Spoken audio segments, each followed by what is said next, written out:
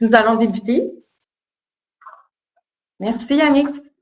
Donc, bonjour et bienvenue au webinaire Innover. 70 chercheurs et industriels ont confirmé leur participation à ce webinaire d'une heure. Aujourd'hui, nous allons vous parler des mécanismes du financement de la recherche collaborative qui constituent définitivement un avantage stratégique pour les entreprises. Je m'appelle Hélène Filion, je suis gestionnaire stratégie et développement des affaires pour Innover. Je suis accompagnée de ma collègue Maxime Doucet, qui réalisera la plus grande partie de la présentation. Maxime est chargé de projet pour le programme Innover. À qui s'adresse ce webinaire? Bien, principalement aux personnes qui rédigent la demande de financement, qui sont les chercheurs, et dans un second temps, aux gestionnaires qui souhaitent mieux comprendre les mécanismes, les nuances, les avantages des différents programmes de financement de la recherche collaborative qui sont offerts par Innover. Ce webinaire va vous permettre de clarifier l'admissibilité de vos projets, les processus, les délais requis et les montants de financement. Si vous avez des questions, vous pouvez les rédiger dans l'espace qui est réservé à cet effet, qui est situé dans le bas à la droite de votre écran. Ne vous inquiétez pas, nous allons répondre à toutes vos questions pendant le webinaire et à la fin. Sachez que nous allons également vous envoyer la présentation à la fin du webinaire. Alors, sans plus tarder, nous allons débuter. Au niveau de la présentation, pendant les 10 prochaines minutes, on va vous parler d'Innover, qui est un catalyseur d'innovation en énergie et transport électrique intelligent. Pendant les 20 minutes qui vont suivre, Maxime va vous parler de nos 2 programmes de financement de la recherche collaborative et principalement de notre nouveau programme Innover qui vise la réduction des émissions de GES au Québec. Par la suite, on va avoir une période de questions qui va durer une trentaine de minutes. Alors, Innover fait partie des 9 regroupements sectoriels de recherche industrielle qui sont cofinancés par le gouvernement du Québec et par leurs membres. En quelque sorte, on agit comme catalyseur d'innovation. On est spécialisé dans le secteur de l'énergie, du transport et des infrastructures électriques et intelligentes. On fait le lien entre les industriels et les chercheurs. Nos activités principales, bien sûr, c'est la promotion de la R&D collaborative, l'incubation d'idées, par exemple. Si vous pensez à une idée de R&D, vous pouvez nous appeler, on va vous référer à un chercheur expert dans le domaine pour valider si c'est pertinent et s'il y a un potentiel intéressant. Si vous recherchez des partenaires, vous pouvez faire appel à nous en tout temps et nous allons vous introduire à des personnes pertinentes. On réalise aussi des activités de réseautage, comme par exemple le cocktail de la rentrée en collaboration avec la IEQ, qui aura lieu le 5 septembre prochain. Pour ceux que ça intéresse, cet événement est affiché sur notre site web dans la section événements. On fait également du cofinancement de projets R&D collaboratifs. Ça veut dire qu'on offre des subventions pour des projets de recherche entre un industriel et un centre de recherche. Et nos subventions peuvent aller jusqu'à 1,5 million sur 3 ans pour un projet. Également, on vous supporte dans la recherche de financement complémentaire, alors n'hésitez pas à faire appel à nous. Innover en chiffres, brièvement, c'est 14 appels à projets depuis mars 2013. 35 projets ont été approuvés. Ça représente 9,7 millions en subventions et 32 millions en valeur totale de projets de R&D. Ces projets ont permis à 53 entreprises de travailler avec 11 établissements de recherche. Et ce qui est important, c'est la date de clôture de l'appel de projet en cours, qui est le 21 septembre 2018. Alors, pour ceux que ça intéresse, nous réalisons 2 appels à projets par année. Et notre prochain appel à projet aura lieu au printemps de 2019. Alors, vous avez le temps de préparer vos projets d'ici là et de nous poser des questions. Au niveau des technologies et applications que l'on couvre avec nos projets, tout d'abord, toutes les technologies qui sont requises pour les véhicules électriques. On parle de moteurs, transmission, batterie, bornes de recharge, etc. Et tous les systèmes de gestion et d'optimisation du réseau de recharge. Aussi, On couvre les technologies et les procédés pour l'allègement des véhicules, par exemple, tout ce qui est aluminium et composite. On couvre également tout ce qui est véhicules autonomes et tous les systèmes de transport intelligents. Alors, vous avez lu dans les journaux beaucoup d'informations sur l'intelligence artificielle, donc ça peut faire partie d'un véhicule. On parle à ce moment-là de géolocalisation, de navigation optimisée, de caméras, qu'il s'agisse de lidar, radar, etc. Donc, des systèmes de gestion, d'optimisation de la gestion des flottes ou encore un système qui pourrait convenir à la gestion de l'intermodalité des transports. Si vous avez des questions, si vous voulez vous assurer que vos projets sont bien fit dans ce dont on parle, ben n'hésitez pas à faire appel à nous. En fin de compte, on a un troisième volet de technologie et application d'idées qui est la production d'électricité. On parle ici d'hydroélectricité, mini- et microcentrales. On va aussi dans les énergies renouvelables que sont le solaire et l'éolien, optimisation des pales d'une éolienne, optimisation de panneaux solaires. Ou encore des solutions pour les régions isolées dans les climats nordiques. Et enfin, on couvre le transport, la distribution, le stockage et l'utilisation optimisée de l'électricité. Il peut s'agir de réseaux intelligents qu'on appelle communément smart grid ou encore des technologies de conversion de l'énergie solaire, etc. Donc, ça fait pas mal le tour des secteurs. Voilà. Moi, ce que j'ai à vous dire en terminant, c'est que les avantages de la recherche et développement collaboratif, bien, principalement, c'est la possibilité pour l'industriel d'améliorer son positionnement concurrentiel. Par la suite, bien, il faut considérer que l'industriel a aussi accès à du capital non dilutif et non remboursable pour réaliser sa R&D. Ça donne un effet de levier et ça diminue le risque des projets parce qu'on partage les coûts. Ça permet aussi certaines économies d'échelle parce que, bon, ben, dans les laboratoires, on a certains experts, chercheurs, ressources humaines, matériel financier, des équipements qui vous aident à réaliser votre recherche. Et enfin, ça vous facilite l'accès à du personnel hautement qualifié et ça contribue au développement de relations et d'opportunités d'affaires entre les industriels et les chercheurs académiques et universitaires. Pour vous donner une idée de notre membership, en ce moment, Innover a 80 membres. Nous avons des établissements universitaires qui sont sur cette diapositive que vous pouvez voir. Et 33% de nos membres sont des centres de recherche établissements universitaires et 66% de nos membres sont des industriels, des petites, des moyennes et des plus grandes entreprises. Alors, pour moi, ça fait le tour. Je vais passer la parole à ma collègue Maxime qui va vous entretenir de nos 2 nouveaux programmes de financement. Merci Hélène. Donc, maintenant que vous avez une meilleure idée de l'offre de services d'Innover et des types de projets auxquels nous collaborons, j'aimerais vous présenter les 2 programmes de subvention non remboursables que nous offrons. Mais avant de rentrer dans le vif du sujet, je pense qu'il est important de comprendre que les règles de financement de nos programmes sont basées sur l'échelle de niveau de maturité technologique ou communément appelée TRL.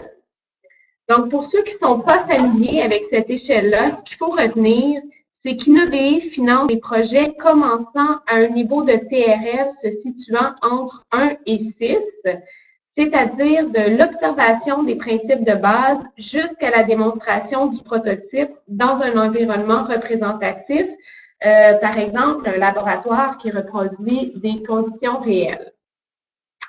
Donc, Innover ne finance pas le développement de technologies qui sont plus près de l'étape de commercialisation, donc les TRL 7 à 9. Comme Hélène l'a mentionné, Innover permet de diminuer le risque pour les entreprises. C'est donc dans cet esprit que les projets qui commencent dans un TRL très bas, de 1 à 3, bénéficient de subventions plus généreuses et que pour ces projets-là, la contribution demandée à l'entreprise est plus faible que pour les projets débutant dans un TRL plus avancé, donc 4 à 6, plus près de la démonstration et de la commercialisation, donc moins risqué.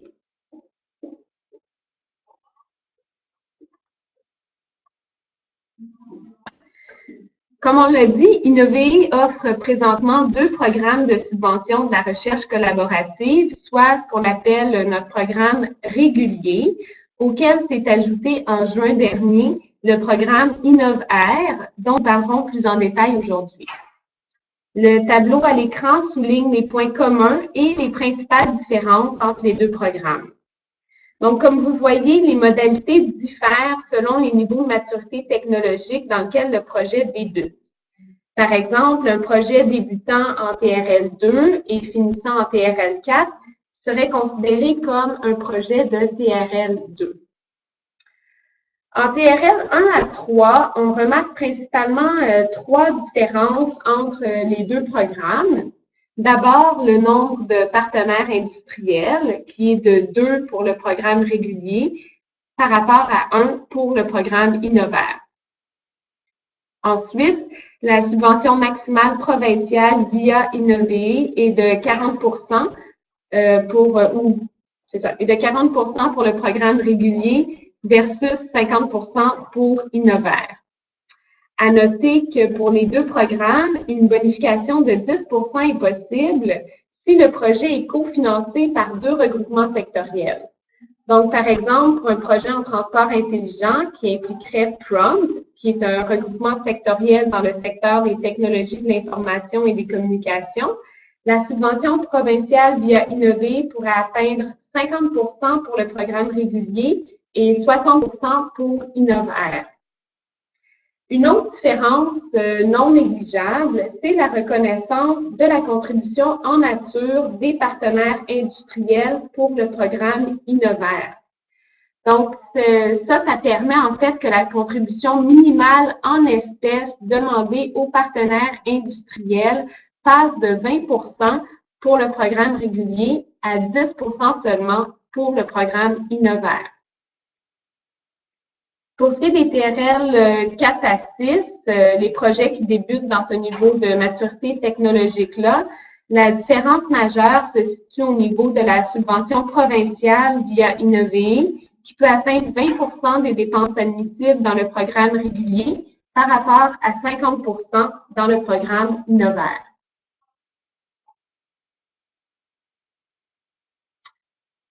Donc, concrètement, le cofinancement d'un projet de recherche par Innover et un programme de subvention de recherche et développement coopératif, RDC par exemple, du CRSNG, peut permettre de doubler la valeur d'un projet. On voit ici un exemple de projet en TRL 1.3 avec un investissement de 100 000 $ en espèces et de la même somme en nature, pour lequel le budget total passe de 400 000 $ sans Innover à 800 000 $ avec le programme Innovaire, par exemple. Là, vous vous dites, « Wow, je veux en savoir plus sur Innovaire ». Eh bien, Innovaire, c'est un programme de subvention qui concerne spécifiquement les projets qui visent le développement de solutions permettant la réduction des émissions de gaz à effet de serre au Québec. En effet, comme vous le voyez, le Québec s'est donné une cible de réduction ambitieuse et pour mettre toutes les chances de son côté pour l'atteindre, il a décidé de faire appel à vous, les chercheurs et les entreprises, dans la recherche de technologies innovantes.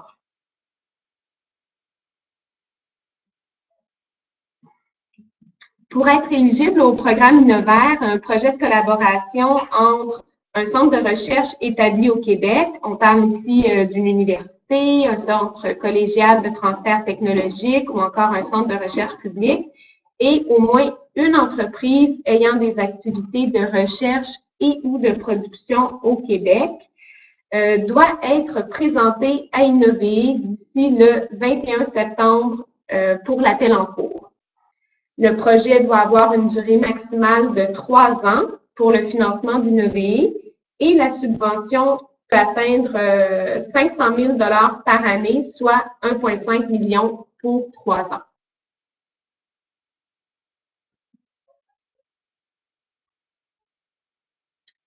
Les dépenses admissibles pour Innovaire et pour le programme régulier sont listées ici. Je pense que ce qu'il faut retenir, c'est que les contributions en espèces des partenaires industriels et publics doivent être utilisés pour financer les activités du ou des partenaires de recherche. Encore une fois, la différence majeure entre le programme régulier et Innovaire, c'est la reconnaissance des dépenses en nature dans les dépenses admissibles considérées pour la subvention provinciale dans les projets débutant en TRL 1.3.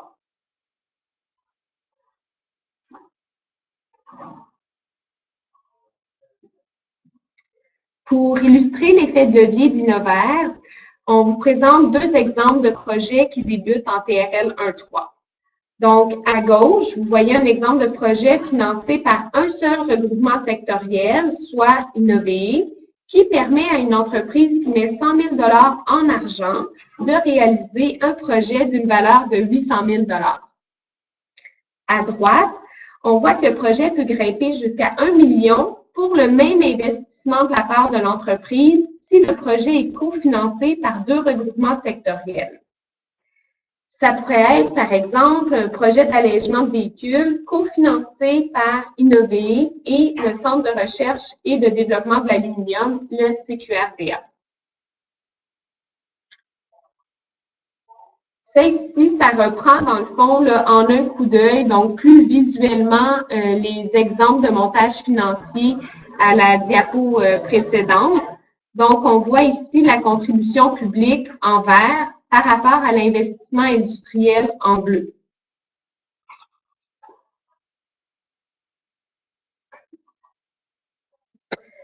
De façon similaire, voici un exemple pour illustrer un projet commençant en TRL 4 à 6. La contribution minimale de l'entreprise à ce niveau de maturité technologique est de 20 % en nature et de 20 % en espèces. Dans ce cas-ci, une contribution de 200 000 $ en argent permet de monter un projet d'une valeur d'1 million.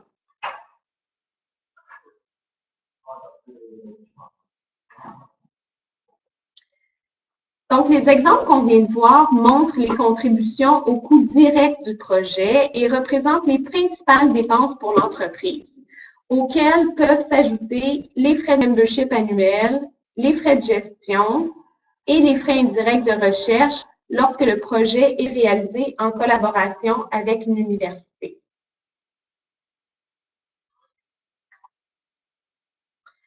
Donc, plus concrètement, là, par exemple, pour un projet financé par Innover et en collaboration avec un centre collégial de transfert technologique, un CCTT, la contribution en espèces totale de l'entreprise, incluant les frais de gestion, représente 14 % de la valeur globale du projet, soit 116 000 $ pour un projet de 840 000.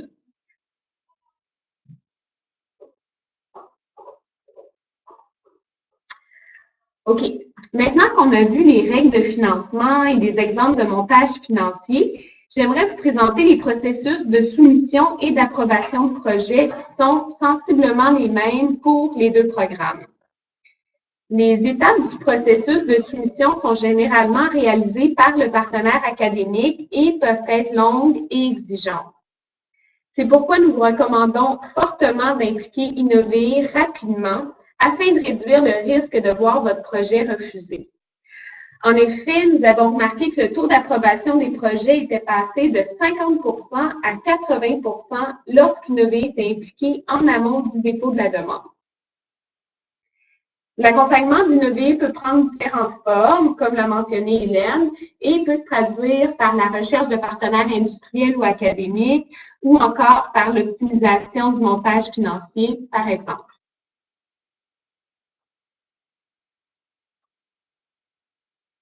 Donc, une fois votre projet déposé, Innover va procéder à l'analyse de la conformité de votre dossier et s'assurer que ce dernier est complet. C'est la seule étape qui va se faire strictement à l'interne. Par la suite, les dossiers vont être transmis à un comité d'évaluation technico-économique formé d'experts anonymes externes à l'organisation. Les évaluateurs sont choisis pour leur expertise en lien avec les sujets des projets reçus et, rassurez-vous, ils signent tous des accords de non-divulgation, des NDA, assurant la confidentialité des informations contenues dans les demandes. Fait à noter que le projet soit financé ou non par Innover, nous transmettons un résumé des points forts et des points faibles à chaque promoteur. Ceci permet, entre autres, de faciliter la resoumission de projets qui n'ont pas été acceptés dans un premier temps. Pour le programme régulier, c'est la seule évaluation. Pour Innovaire, le formulaire annexe GES du projet va être évalué par un comité d'experts GES. Les projets ayant obtenu la note de passage aux 2 comités seront ensuite soumis au conseil d'administration d'Innovae pour approbation avant d'être envoyés au ministère de l'Économie, de la Science et de l'Innovation pour l'approbation finale. Tout ce processus est généralement estimé à 3 mois. Afin de mieux comprendre comment est évaluée votre demande par le comité technico-économique, vous voyez ici un résumé des critères de sélection. Donc, les évaluateurs regardent, entre autres, s'ils sont d'accord avec le niveau de maturité technologique, soit le TRL de départ. Ils vont aussi regarder la qualité scientifique et technique du projet, comme les aspects innovants par rapport aux produits antérieurs des partenaires industriels et aussi la pertinence des objectifs par rapport à l'état de l'art international. Les évaluateurs vont aussi considérer l'impact du projet, soit les retombées économiques pour le Québec et le potentiel de commercialisation, ainsi que la connaissance des besoins du marché. Ils vont se pencher sur la qualité du regroupement, donc l'adéquation entre les expertises et les compétences des partenaires académiques et industriels et l'implication de ceux-ci dans le projet. Enfin, ils vont s'assurer de la faisabilité du projet, donc le réalisme de l'échéancier et du budget, entre autres. Le projet de recherche est décrit dans le formulaire général d'Innovae. Pour un projet déposé dans le cadre d'Innovaire, le demandeur doit remplir, en plus du formulaire général, une annexe GES. Dans cette annexe, il doit démontrer la capacité de sa solution à réduire les gaz à effet de serre au Québec pendant les 10 premières années de la phase de commercialisation. On est donc ici dans des scénarios hypothétiques qui se réaliseraient si la solution développée dans le cadre du projet de recherche était commercialisée et implantée.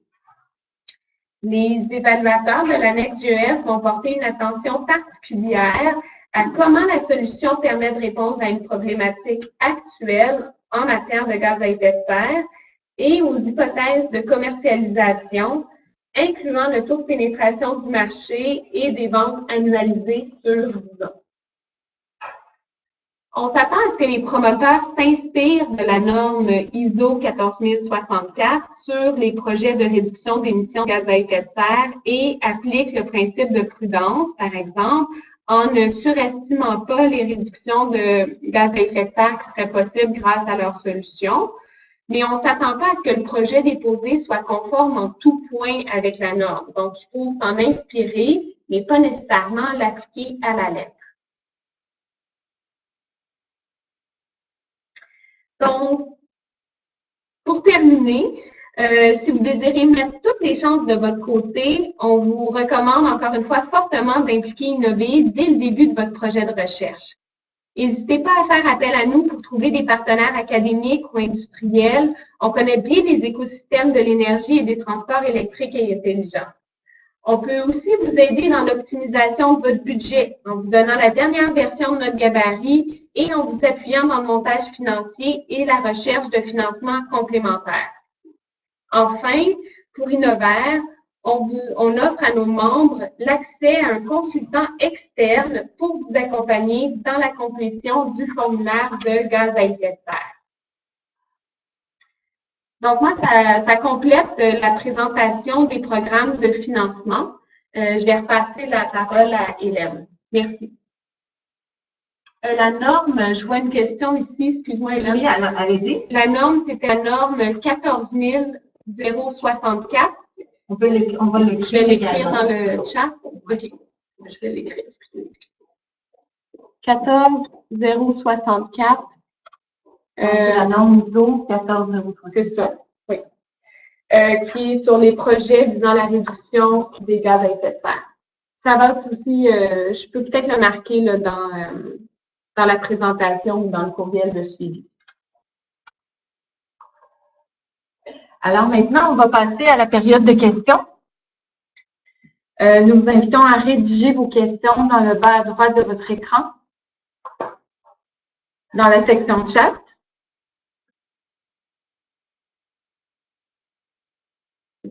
Alors, on va attendre quelques secondes. Certaines personnes sont en train de rédiger leurs questions. Ne vous inquiétez pas, nous allons vous envoyer la présentation par la suite. Et vous avez dans cette présentation nos coordonnées, courriel, notre site web, etc. à la page 27 que je vais cliquer à l'instant. Donc, si jamais vous avez des questions, quoi que ce soit, et nous, ce que nous allons faire, c'est que nous allons résumer les questions qui sont les plus fréquemment demandées et nous allons faire un envoi par courriel au début du mois de septembre. Est-ce qu'on veut les...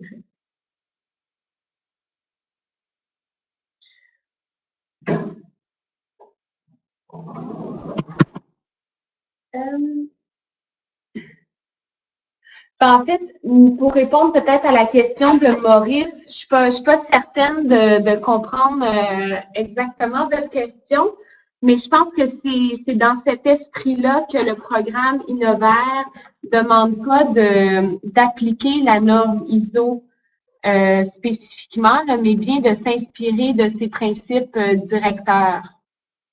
Est-ce que ça répond à votre question? Certaines personnes sont en train de rédiger leur question.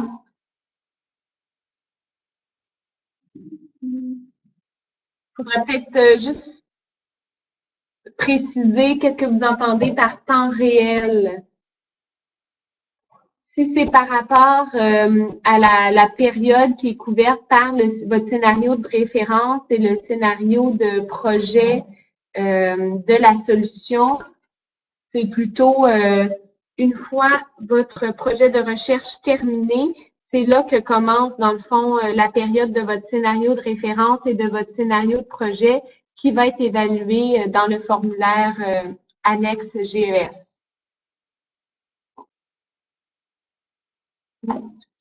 On va regarder, il y a une question de Nicolas Villot qu'on est en train de lire à l'instant.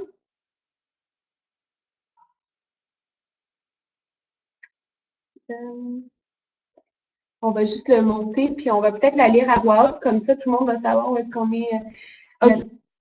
Y a-t-il d'autres éléments de réduction de GES qui peuvent être pris en compte? Par exemple, les économies d'énergie ou le potentiel à l'exportation.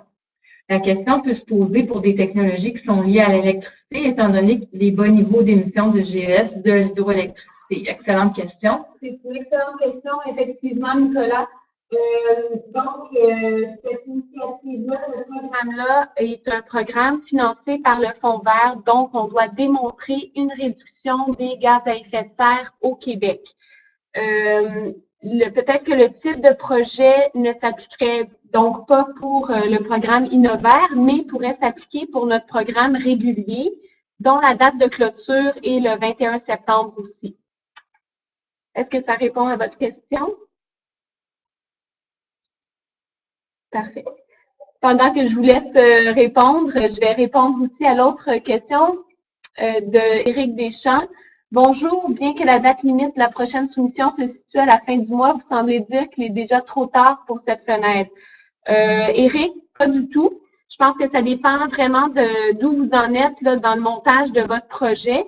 C'est sûr que si vous avez un projet, que vous avez des partenaires et que vous êtes sensiblement avancé, il n'est pas trop tard pour déposer un projet chez nous. Puis, on peut vous envoyer, là, juste nous envoyer un courriel. On va vous faire parvenir les dernières versions des formulaires de demande, les gabarits, puis on peut vous assister aussi dans ce processus-là. Hélène, peux-tu lire?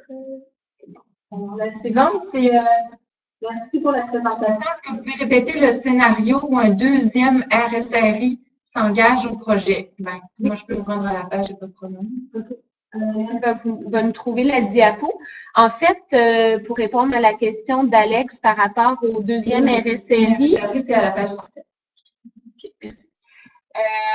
L'effet de levier d'avoir un deuxième RSRI, c'est pour les projets dont le niveau de maturité technologique débute dans un niveau qui se situe entre 1 et 3. À ce moment-là, il y a un effet de levier qui peut aller jusqu'à 10 de plus de la subvention provinciale, donc 50 pour le programme régulier et 60 pour le programme InnovR.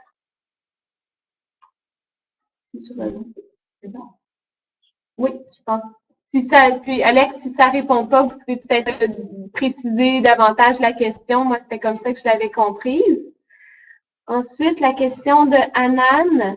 Le Québec est basé sur l'utilisation d'hydro zéro émission pour la production d'électricité. Pourriez-vous nous donner des exemples de projets innovants? Est-ce que ces projets doivent être dans le domaine des transports intelligents? Sinon, aurez-vous des exemples? Donc, c'est un excellent point. Je pense que ça rejoint un peu le point de Nicolas. Effectivement, pour les projets qui viseraient l'hydroélectricité ou des projets au niveau de l'énergie électrique au Québec, c'est plus difficile. Par contre, c'est possible. Comme vous le savez, dans le Grand Nord du Québec, il y a encore beaucoup de diesel, de gaz, de mazout. Donc, s'il y a des projets qui visent la transition énergétique à ce niveau-là, c'est applicable. Niveau du transport intelligent, oui, mais il y a aussi le transport électrique. On a des projets en ce moment, justement, dans le pipeline là, au niveau de véhicules électriques spécialisés. Je ne veux pas en dire davantage parce qu'il y a un aspect de confidentialité, mais autre que, on parle pas de véhicules passagers ici. Donc, il y a... Est-ce que tu veux bonifier? Non? C'est bon? Parfait. Anna, n'hésitez pas à communiquer avec nous par courriel. Donc, question suivante de Maurice Malka. Les crédits de GES seraient déterminés par des transactions avec réduction des GES et non par les auction-based, dont le règlement est fait selon des estimations sur 10 ans. Alors, ben ça, on parle du marché carbone. Effectivement, parce que nos projets ne visent pas à développer, dans le fond, un produit c'est ça, sur le marché ou de rendre le projet sur le marché du carbone. C'est vraiment on vise vraiment le développement d'innovations technologiques qui pourraient être commercialisées par la suite, mais on n'est pas du tout dans le marché carbone. Donc, merci beaucoup. Question suivante de Sébastien Dubus. À quel point les projections de vente doivent être étayées par des données du marché, taux de pénétration, par exemple? Ça, c'est une excellente question. Je pense que c'est à voir avec votre partenaire industriel. Je ne sais pas si vous êtes le partenaire industriel, là, mais c'est plus lui, je pense, qui peut vous aiguiller sur les potentiels de vente d'un type de technologie, sur sa connaissance des besoins du marché. Ben, moi, je dirais comme dans tout plan d'affaires, il y a des projections de vente et souvent, oui, on va regarder les données du marché externe. On va regarder des comparables sur le marché. Par contre, parfois, ce sont de nouvelles technologies qui n'ont jamais été utilisées. Alors, c'est au meilleur de la connaissance de l'estimation des taux de pénétration de l'année 1 à l'année 10. Et le comité va valider tout ça. Et ce sont des experts, donc ils vont être en mesure de... Le comité va surtout regarder la rigueur et le réalisme des hypothèses. Donc, ce ne sera pas est-ce que oui, on est d'accord ou on n'est pas d'accord, mais si vous développez bien, vous précisez bien vos hypothèses et qu'elles sont réalistes et plausibles, c'est vraiment dans ce sens-là que l'évaluation va se faire. Donc, pour la question suivante, les véhicules électriques intelligents, est-ce uniquement pour le transport de personnes ou bien ça pourrait inclure également des véhicules électriques aériens sans passagers? C'est une excellente question, Guillaume Tremblay. Donc, oui, non, tout à fait. Ce n'est pas restreint au transport de personnes, bien au contraire. Quand on parle de véhicules électriques aériens, c'est tout à fait possible. Ce serait des projets, par exemple, en cofinancement possiblement avec le CRIAC, qui est le regroupement sectoriel spécialisé dans l'aéronautique. J'aurais peut-être un point à ajouter, c'est quand on parle de transport, ce n'est pas seulement du transport sur route. Non, effectivement. Alors, on pourrait considérer transport maritime également. Bon point. Transport maritime, transport ferroviaire, véhicules récréatifs, véhicules transport en commun, etc. Véhicules industriels. véhicules industriels, oui. Est-ce qu'il y a des critères, question suivante de Alex Promost, y a-t-il des critères d'admissibilité par rapport aux entreprises, comme par exemple le nombre d'employés, les revenus, etc.? Les seuls critères, en fait, c'est que ce soit une entreprise qui a des activités de production et ou de recherche et qui est établie au Québec. Les critères de base, mais il faut comprendre que l'objectif, évidemment, votre objectif, les industriels et les académiques, c'est que cette innovation-là se rende au marché. Donc, évidemment, il y a certains critères qu'on va regarder qui vont vous permettre, évidemment, qui vont nous permettre de voir la possibilité que votre société, votre entité amène ce produit-là au marché. Donc, si je comprends bien, le commentaire de Sébastien Dubus concernant le pas facile pour les TRL 1 à 3, c'est l'estimation des projections des ventes, tout ça. Effectivement, donc c'est pour ça qu'on met plus l'accent sur les hypothèses qui vont être émises, comment vous argumentez, comment vous défendez votre point plutôt que est-ce que c'est réellement ça ou le chiffre absolu qui va se réaliser. Alors, une question pour Anne. Le projet qu'on doit proposer doit être nécessairement implémenté sur le plan pratique au sein de l'entreprise ou est-ce qu'il peut s'agir uniquement d'un projet de recherche? Désolé de la question. Est-ce que j'ai moyen de préciser un peu plus la question parce que Le projet de recherche va amener de la R&D qui éventuellement va amener de la commercialisation. Oui. Donc, est-ce que ça doit être implanté au plan pratique? Éventuellement, ça va être implanté. Toute la recherche qui va être faite éventuellement. L'objectif final. C'est l'objectif final. Que ça soit implanté. Une innovation pour qu'elle dans le marché. Il faut qu'elle soit idéalement pour l'entreprise, il faut qu'elle soit commercialisée. C'est ça. Par contre, ceci dit, la technologie n'a pas à être implantée au cours du projet. Tout à fait. Ça peut être un projet qui commence dans un TRL 1 et qui finit en TRL 2 ou 3, donc on est encore loin de l'implantation. Et tout à fait, comme vous dites, Anne, réaliser un prototype. C'est inscrit tout à fait dans le type de projet qu'on finance, effectivement. Et on peut également comprendre qu'en recherche et innovation, ce ne sont pas tous les projets qui atteignent la commercialisation, donc il y a des risques. Et c'est d'ailleurs pour ça que les subventions sont versées, pour diminuer les risques. Alors, on continue. Merci. Pour le moment, nous n'avons pas d'autres questions. Ah.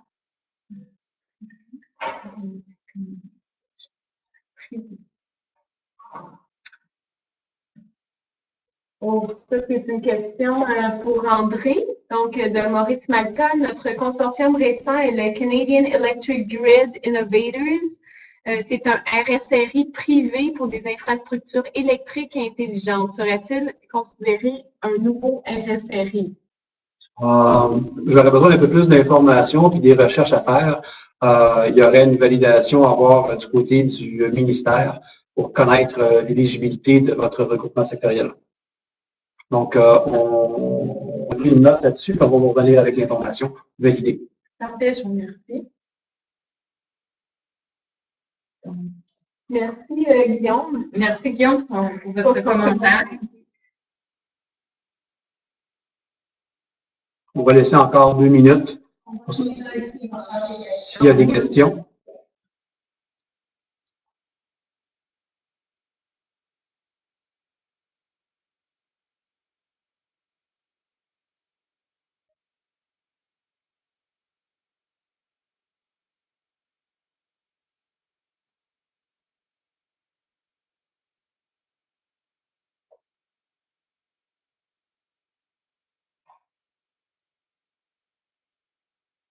Alors, voici. Si on dispose d'un projet presque prêt, pourriez-vous nous aider à trouver des partenaires industriels pour le prochain appel du 21 septembre? C'est sûr qu'il reste peu de temps, donc communiquez avec nous, on va faire notre grand possible pour réussir.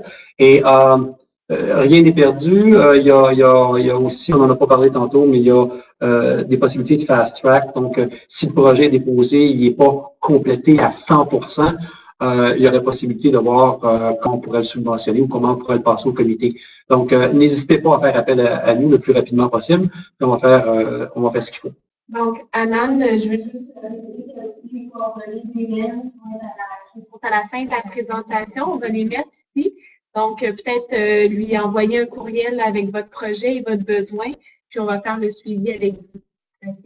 On m'engage à faire le suivi.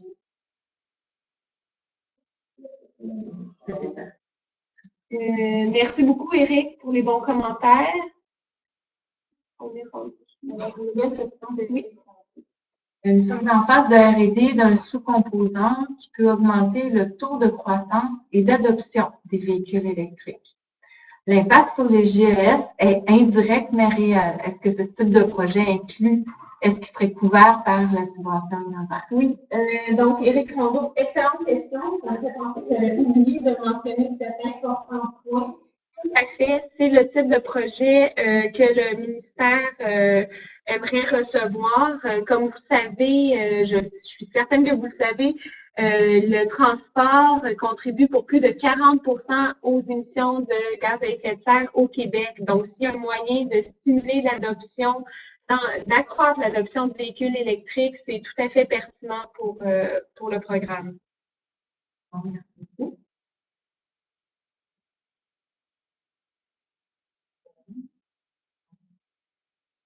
Pour le moment, nous n'avons pas de nouvelles questions. Nous allons quand même attendre quelques minutes car certaines personnes sont en train de rédiger leurs questions.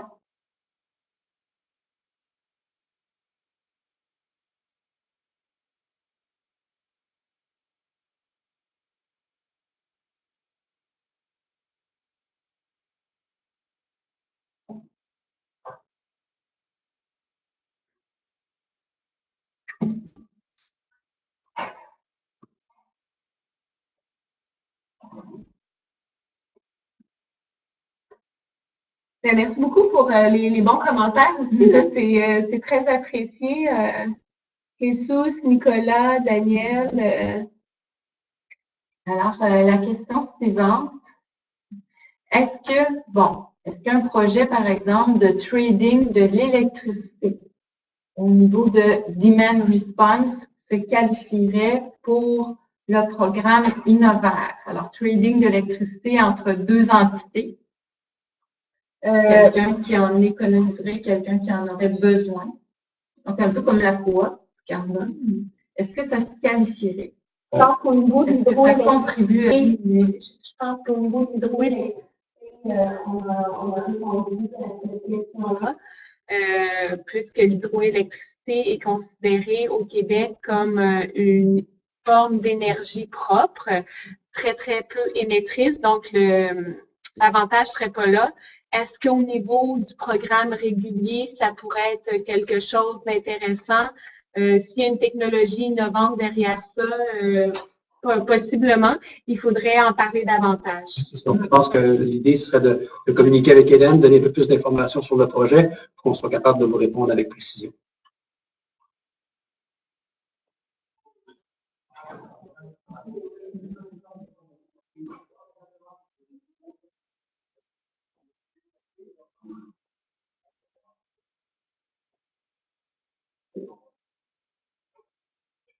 Pendant qu'on attend la prochaine question, moi, je vous invite à nous suivre sur nos réseaux sociaux. Vous pouvez vous abonner à Innover sur Twitter. Vous pouvez vous abonner à Innover sur LinkedIn. Vous pouvez également aller sur notre site web et vous abonner à notre infolettre. Nous, on vous tient au courant de nos nouveaux appels à projets par l'infolettre et également des nouveaux membres qui se joignent à nous. Sur notre site web, vous avez accès à nos 80 membres. Donc, si vous cherchez une entreprise, vous pouvez aussi regarder « Ah, je ne savais pas que telle compagnie était membre ». Et nous, on peut vous introduire. Alors, ça fait une introduction qui est plus intéressante, qui est plus professionnelle. que de vous introduire par vous-même sans que la personne ne sache qui vous êtes et ne connaisse peu de contexte. Merci à l'équipe Innover pour la présentation. Bien, merci beaucoup.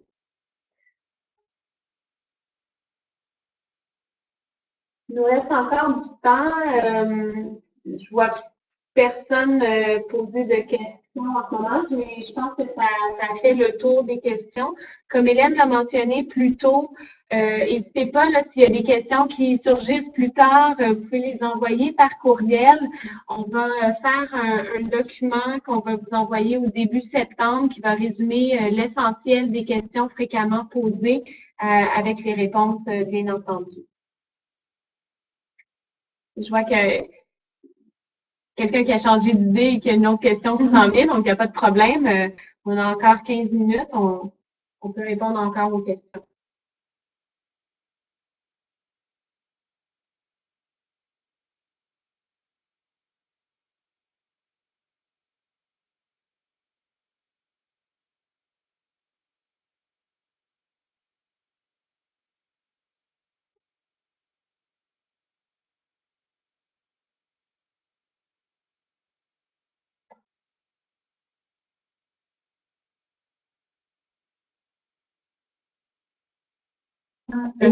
Ça semble être une question très élaborée.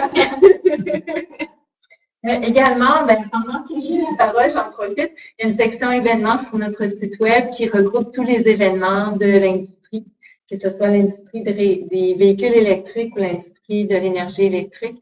Alors, les événements qui ont lieu ici, mais aussi à l'étranger, alors n'hésitez pas. Donc, Maurice demande, la croissance des besoins électriques des véhicules électriques au Québec serait trop forte pour Hydro-Québec pour être satisfaite par Hydro-Électricité sans le renouvelable. Écoutez, la pénétration des véhicules électriques va se faire de façon graduelle et les discussions qu'on a actuellement avec Hydro-Québec qui évidemment est très positive à ce niveau-là. Au niveau des énergies, ça ne sera pas nécessairement problématique quand il y aura évidemment intégration des véhicules électriques de façon graduelle. C'est sûr que s'il y avait 100% des véhicules électriques au Québec qui seraient en route demain matin, je ne serais pas surpris qu'il pourrait y avoir des problèmes, mais je doute que ce soit le cas.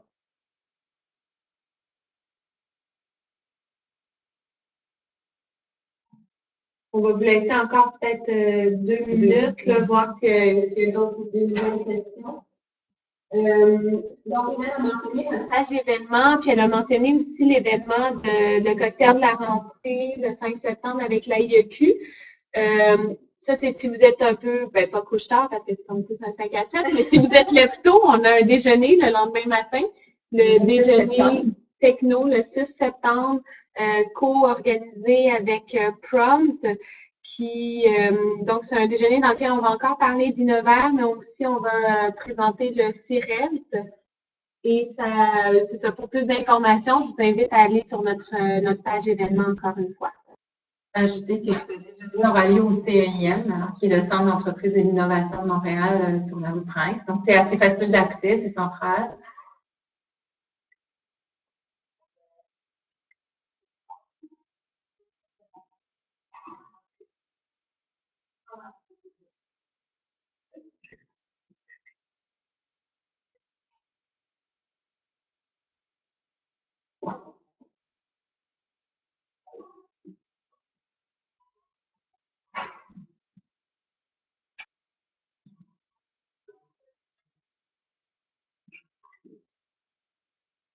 On a reçu une autre question de Maurice. La promotion des renouvelables, des énergies renouvelables pour satisfaire la croissance électrique par des prosumers est-elle considérée? Donc, l'impact innovation sociale, je ne suis pas certaine.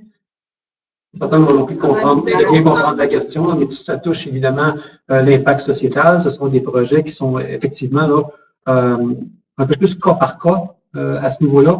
Mais soyez à l'aise de nous parler de ces projets-là. De toute façon, soyez à l'aise de nous parler des projets que vous avez en tête, que vous avez déposés. Et puis, le ministère est quand même, il y a un cadre normatif, on comprend. mais on veut vous aider à ce que les bons projets qui ont un impact pour le Québec se réalisent. Donc, si c'est pas à travers le programme Innovaire, si c'est pas à travers le programme PSVT, on pourra sûrement vous diriger à travers d'autres contacts pour vous aider à supporter financièrement votre projet ou à d'autres niveaux. Là. Donc, juste pour préciser, le programme PSVT, c'est ce qu'on a appelé le programme régulier dans la présentation. Alors, quelqu'un a commenté sur cette question. La personne indique, je crois que ce genre de projet touche en réalité ce qu'on appelle la production décentralisée, qui semble être une tendance à l'heure actuelle. Et puis, tout à fait. Et pourquoi on est très intéressé à ce genre de projet. Oui. Merci beaucoup pour les commentaires.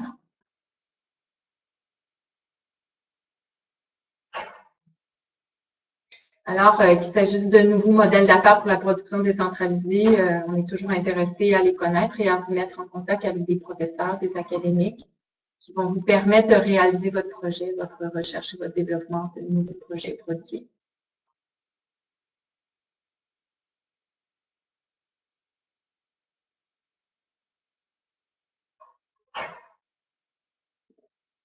Il faut comprendre qu'à la base, ces deux programmes qui vous ont été présentés ont été plutôt conçus pour des technologies. Donc, de l'innovation, de la recherche et développement de technologies.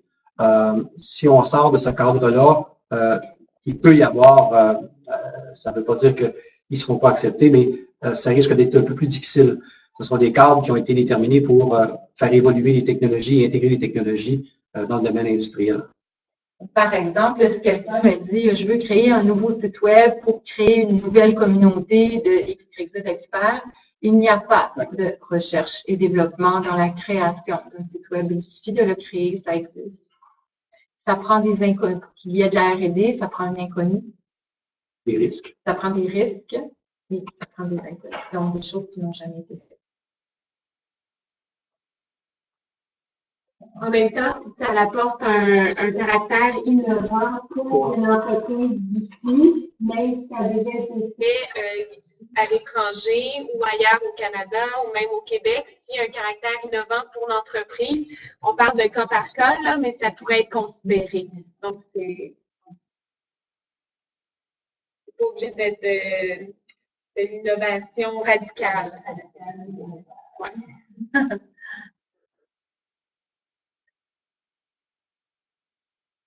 Bon, on a une autre question de Maurice sur l'intégration de la gestion adaptative de la demande électrique par smart contracts, ouais, de blockchain se faisant en temps réel. Je suis pas certaine de comprendre la question, mais je pense que comme l'a précisé André, si vous voulez vraiment, parce que vous semblez avoir des questions très précises sur des projets que vous avez en tête, donc peut-être commencer par appeler Hélène et lui en dire davantage. Je sais qu'on s'était parlé, nous aussi, peut-être au mois de juin, Maurice. Donc, s'il y a eu des développements de ce côté-là, appelez Hélène, puis elle va pouvoir vous mettre en contact là, avec les bonnes personnes et les bons intervenants. Merci.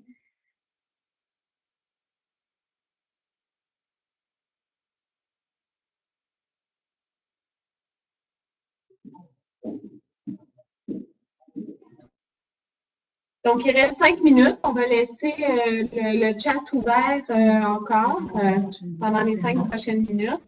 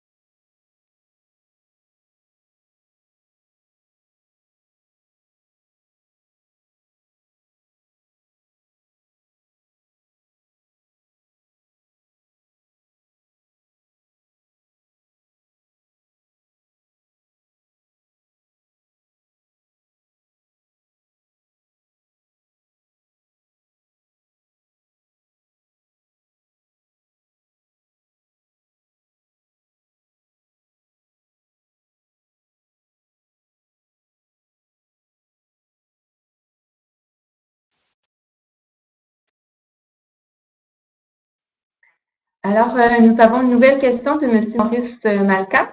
La question est la suivante. L'intelligence artificielle est incluse, fait partie de quel RSRI?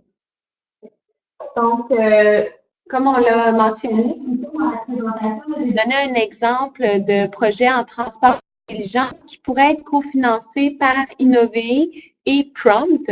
Prompt qui se spécialise dans les technologies de l'information et des communications. Et c'est complètement transparent pour le demandeur. Donc, faites la demande à Innover, c'est Innover qui s'occupera du transit et du cofinancement avec un autre regroupement sectoriel. Vous n'avez pas nécessairement à faire ces démarches. Vous identifiez avec nous le complémentaire, l'autre regroupement sectoriel qui pourrait travailler, et puis c'est nous qui allons faire les démarches. Donc, complètement transparent pour vous. On peut le faire aussi de façon proactive. Si vous déposez un projet chez nous dans un TRL 1 à 3 et qui touche un autre regroupement sectoriel, on fait cette démarche-là aussi, même si vous n'y avez pas nécessairement pensé.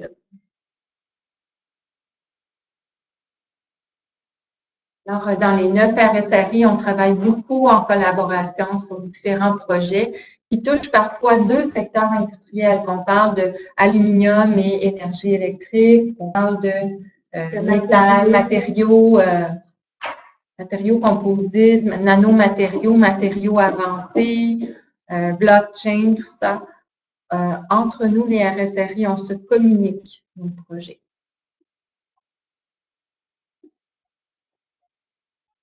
Alors, il reste 2 minutes. Peut-être que je vais me permettre de mettre dans le chat, c'est quelque chose que je pourrais peut-être ajouter à la présentation, le site web d'Innovair sur lequel vous avez tout l'essentiel de l'information qui a été faite. D'ailleurs, on va l'ajouter, ce site, à la présentation qu'on va vous envoyer par courriel.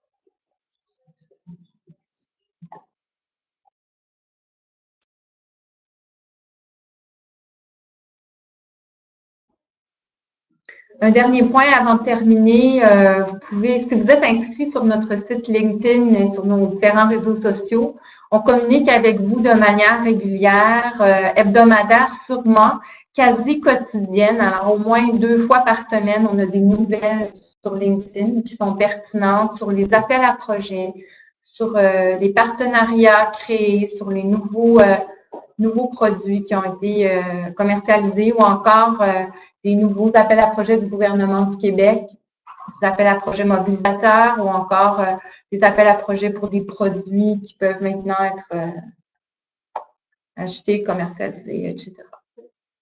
Donc, je pense que tout ça fait le tour. Pertinent pour vous dans l'écosystème de l'énergie électrique et des transports électriques de l'émission. Et on annonce également les activités d'un important nombre de regroupements dans notre secteur.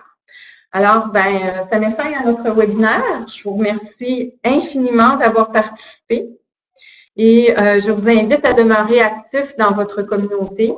Et encore une fois, n'hésitez pas à nous présenter vos questions et on va se faire un plaisir d'y répondre et de vous mettre en relation avec des personnes, des intervenants pertinents dans la communauté.